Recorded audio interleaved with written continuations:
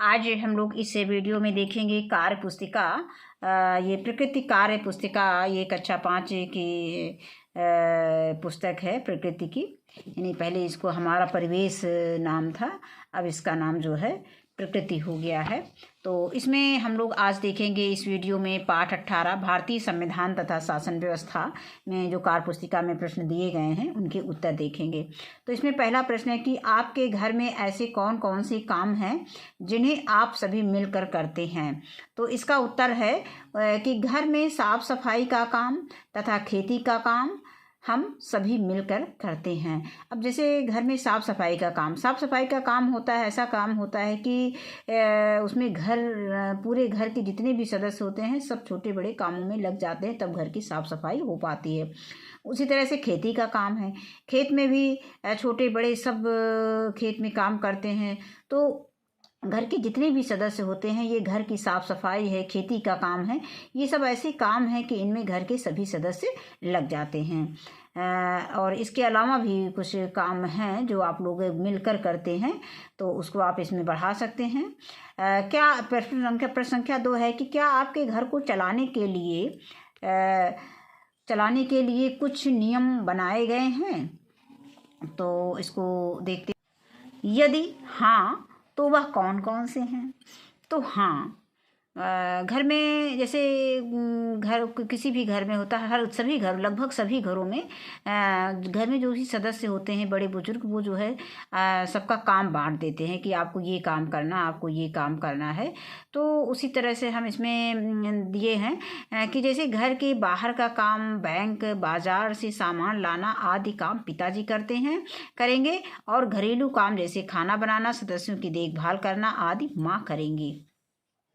अब आगे आता है प्रश्न संख्या 3 कि ऐसी कौन सी जगह है जहां आपने किसी को नियमों का पालन करते हुए देखा है, उन जगहों के नाम लिखो। तो ऐसे तो बहुत सी जगह हैं, जैसे घर है, विद्यालय है, बैंक है, मतलब किसी भी हम ऑफिस में चले जाएं तो वहाँ भी नियम से काम होता है। कहीं भी चले जाएं तो वहाँ नियम से ही काम होता है। अब यहाँ पे हम इसका उत्तर दिए हैं कि घर, विद्यालय तथा देश जहाँ हमने नियमों का पालन करते हुए देखा है। इसके अलावा बस स्टेशनों पर ड्राइवर जो है नियम से ही काम करते हैं। नहीं, बस स्टॉप पे जितने भी कर्मचारी हैं सब नियम से ही काम करते हैं। स्कूल में अध्यापकों का, जैसे स्कूल में जो भी अध्यापक होते हैं नियम से ही काम करते हैं, जो नियम है उसी के अकॉर्डिंग वो अपना काम करेंगे आदि। अब आगे आता है प्रश्न संख्या 4, हमारे नैतिक कर्तव्य क्या हैं, लिखिए। तो हमारे नैतिक कर्तव्य संविधान के नियमों का पालन करना, माता पिता एवं बुजुर्गों की सेवा करना, गलत कर्मों से दूर रहना आदि है। इसके बाद अगला प्रश्न संख्या 5 आता है कि हमारे देश में नियमों का पालन करने के लिए क्या क्या व्यवस्था की गई है। तो इसका उत्तर है कि हमारे देश में नियमों का पालन करने के लिए न्यायपालिका की व्यवस्था की गई है, और संविधान द्वारा स्वतंत्र और निष्पक्ष न्यायपालिका की व्यवस्था की गई है। इसके बाद हम आगे प्रश्न संख्या ये तो प्रश्न संख्या 114 है। इसके बाद हम प्रश्न संख्या 115 पर आते हैं। इसमें फिर से हमारा अगला पाठ दिया है कि भारतीय संविधान तथा शासन व्यवस्था। तो इसमें पहला प्रश्न दिया गया है कि संविधान से आप क्या समझते हैं। तो ऑप्शन दिए गए हैं, जैसे आ दिया जो सभी नियमों को मिलाकर है, और एक विशेष प्रकार के नियमों से बना है, और सा है जो नियमों को तोड़ फोड़ कर बना है, दा है तोड़ने फोड़ने को ही कहा गया है। तो यहाँ पे आ ऑप्शन सही हो जाएगा कि जो सभी नियमों को मिलाकर बना है वही संविधान है। आगे आता है प्रश्न संख्या 2, हमारा संविधान क्यों बनाया गया है, यानी हमारा संविधान क्यों बनाया गया है। तो इसका उत्तर हो जाएगा कि देश के कामकाज को चलाने के लिए बहुत सारे नियम बनाए गए हैं, इन सभी नियमों को मिलाकर हमारा संविधान बना है, जिसके अनुसार शासन काम करता है। अगला आता है प्रश्न संख्या 3 कि संविधान सभा किसे कहा गया है। तो इसका उत्तर है कि संविधान को बनाने के लिए एक सभा बनी जिसे संविधान सभा कहा गया। अगला है प्रश्न संख्या 4 कि किसी भी संगठन सभा, से किसी भी संगठन, सभा, पंचायत के लिए किसी एक को अध्यक्ष चुना जाता है, उसी प्रकार संविधान सभा के लिए अध्यक्ष किसे चुना गया? तो संविधान सभा का अध्यक्ष कौन है? डॉक्टर राजेंद्र प्रसाद को चुना गया था। ये प्रश्न कंपटीशन में भी बहुत आता है। अभी तो आप लोग बहुत छोटे हैं, इसलिए इसको अभी से इसको ध्यान देना कि संविधान सभा का अध्यक्ष कौन है? डॉक्टर राजेंद्र प्रसाद हैं। इसमें सरदार वल्लभ भाई पटेल को दिया गया है, जवाहरलाल नेहरू को दिया गया है और मौलाना अबुल कलाम आज़ाद को दिया गया है। लेकिन इसमें ये पहला ऑप्शन सही है कि डॉक्टर राजेंद्र प्रसाद।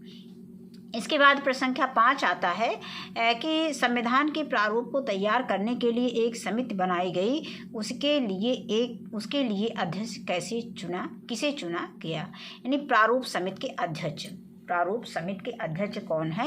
ये भी बहुत कंपटीशन में पूछा जाता है। तो नंबर आ है कि डॉक्टर भीमराव रामजी अम्बेडकर, बा है एन गोपाल स्वामी अयंगर, और सा है सैयद मोहम्मद सादुल्ला, और दा है अल्लादी कृष्ण स्वामी अय्यर। तो इसमें सही ऑप्शन है आ, डॉक्टर भीमराव रामजी अम्बेडकर। इसके बाद प्रश्न संख्या 6 आता है कि भारतीय संविधान कितने समय में बनकर तैयार हुआ? तो इसका उत्तर है कि 2 वर्ष 11 महीने और 18 दिन में जो है भारतीय संविधान बनकर तैयार हुआ। आगे आता है प्रश्न संख्या 7। भारत के संविधान में भारत को गणतंत्र और लोकतंत्र दोनों बताया गया है, इन 2 शब्दों में क्या फ़र्क है ये बताइए?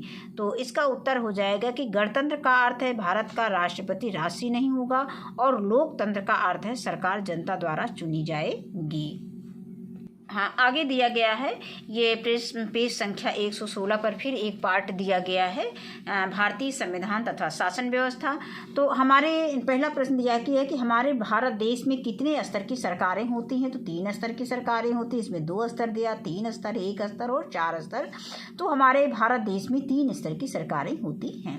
अब प्रश्न संख्या 2 है कि केंद्र सरकार अंगों के नाम लिखें तथा उनके कार्य नोटबुक में लिखें। तो केंद्र सरकार दिया है। केंद्र सरकार के अंग कौन कौन से हैं? व्यवस्थापिका है, ये कानून का निर्माण करता है। कार्यपालिका कानून को लागू करना, और न्यायपालिका का कार्य होता है कानून के अनुसार न्याय करना। इसके बाद प्रश्न संख्या 3 आता है कि कानून बनाने का काम कौन लोग करते हैं? तो इसका उत्तर है कि संसद के दोनों सदनों लोकसभा व राज्यसभा मिलकर देश के लिए कानून बनाने का काम करते हैं। आगे आता है प्रश्न संख्या 4, संसद कैसे बनती है और वह क्या काम करती है? तो इसका उत्तर है कि संसद राष्ट्रपति, लोकसभा और राज्यसभा से मिलकर बनती है। यानी संसद कैसे बनती है? संसद जो है राष्ट्रपति, लोकसभा और राज्यसभा से मिलकर संसद बनती है। यहाँ पे अब एकदम या संसद ना लिखें, पहले इस तरह से भी लिखें, राष्ट्रपति, लोकसभा और राज्यसभा से मिलकर संसद बनती है। संसद के दोनों सदन मिलकर देश के लिए कानून बनाते हैं और जिसके लिए राष्ट्रपति की सहमति आवश्यक होती है। इसके बाद प्रश्न संख्या 5, रिक्त स्थानों की पूर्ति कीजिए। तो इसमें पहला प्रश्न है का, हमारे देश में लोकसभा के सदस्यों का कार्यकाल 5 वर्षों का होता है। इसके बाद खा है, लोकसभा के सदस्य बनने के लिए किसी भी व्यक्ति की आयु 25 वर्ष होनी चाहिए। इसके बाद गा आता है, लोकसभा के चुनाव में 18 या उससे अधिक वर्ष के लोग वोट कर सकते हैं। इसके बाद आता है प्रश्न संख्या घ, राज्यसभा के सदस्यों का कार्यकाल 6 वर्षों का होता है। और अंगा दिया गया है कि राज्यसभा के सदस्यों का चुनाव विधानसभा के निर्वाचित सदस्यों द्वारा किया जाता है। आगे अगला प्रश्न आता है, इसमें फिर अगला पार्ट दिया है भारतीय संविधान तथा शासन व्यवस्था। ये हमारा पेज संख्या 117 है। तो इसके हम अभ्यास प्रश्न देख लेते हैं जो भी दिए गए हैं। पहला प्रश्न दिया गया है कि नीचे दिए गए कार्य किसके हैं? बॉक्स में लिखिए। मुख्यमंत्री, प्रधानमंत्री, राष्ट्रपति। तो का दिया गया है कि संसद की बैठक बुलाना। तो संसद की बैठक बुलाना ये राष्ट्रपति का काम है, इसमें हम लिख देंगे राष्ट्रपति। और फिर खा है, मंत्रिमंडल की बैठकों की अध्यक्षता करना प्रधानमंत्री का काम है, ये प्रधानमंत्री करते हैं, तो प्रधानमंत्री लिख देंगे। गा है, मंत्रियों की नियुक्ति राज्यपाल द्वारा करवाना, ये मुख्यमंत्री है। इसमें हम मुख्यमंत्री लिख देंगे। और घा है राष्ट्रीय स्तर पर राज्य की जनता की ओर से प्रतिनिधित्व का कार्य करना, ये प्रधानमंत्री है। और अंगा है मंत्रिपरिषद में अन्य मंत्रियों की नियुक्ति हेतु राष्ट्रपति को सलाह देना, प्रधानमंत्री है। इसमें चाहे कोई अध्यादेश देश के लिए नियम कानून जारी करना, ये किसका काम है? राष्ट्रपति का काम है।